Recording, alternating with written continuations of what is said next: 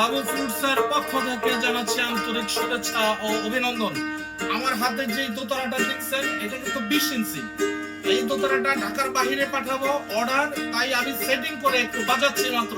আপনাদের মানে যাদের দোতারা লাগে অবশ্যই আমাদের পেজে ফলো রাখবেন। ধন্যবাদ সবাইকে।